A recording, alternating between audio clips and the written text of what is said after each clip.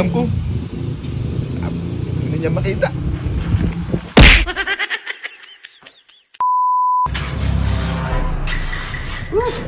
Oh, tama na.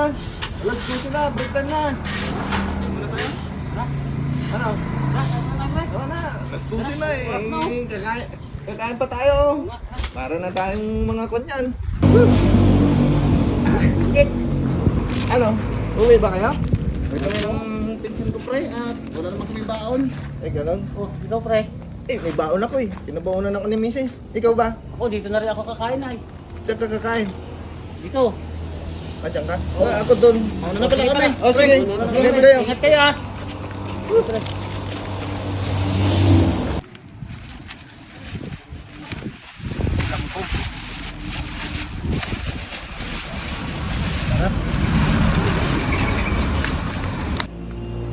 Wow, ang sarap itong pinabao sa akin ng asawa ko ah.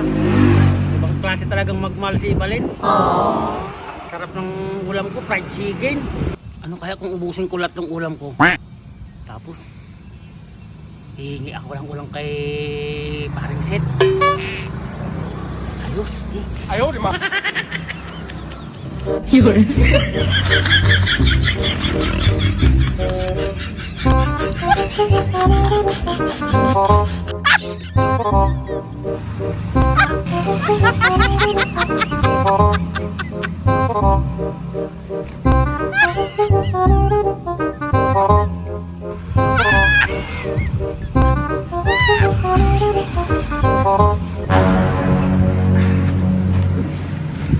Makakakain na rin sa wagas.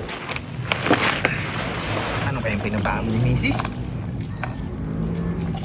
Ay, yung tubig. Uy, fried chicken! Chicken joy! Dalawa. Tak.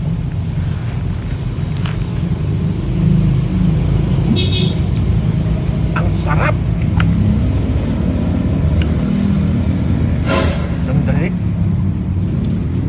Baka lumapit na naman dito si Drupab. Burakot pa naman yun. Alam ko na. Ubusin ko ulam ko. Hey! Hindi niya makita.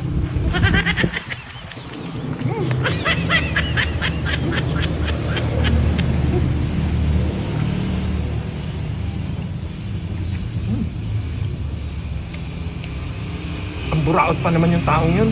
Walang kasing buraot. Araw-araw, nangihingi ng ulam.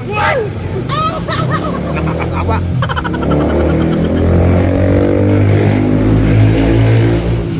Magkaroon ka ba ng kaibigan na ganyan?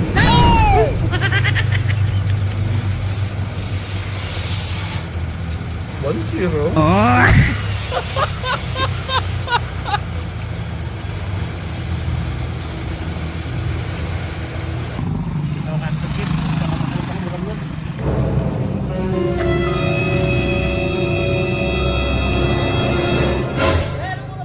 Ayaw, di ma. Ay, wala akong ulam, pre. Wala rin akong ulam eh. Wala ka rin ulam. Maniwala naman ako. Pakita nga!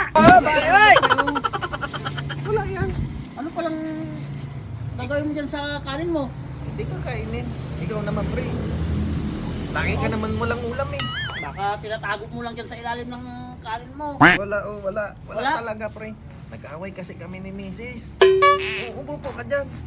Yan. Ngayon, Ang teknik dyan, tubig. sige, paano? Ganito. Tapos, Yun. putyog.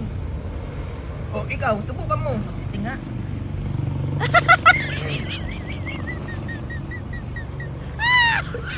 Kulang. Kulang yan.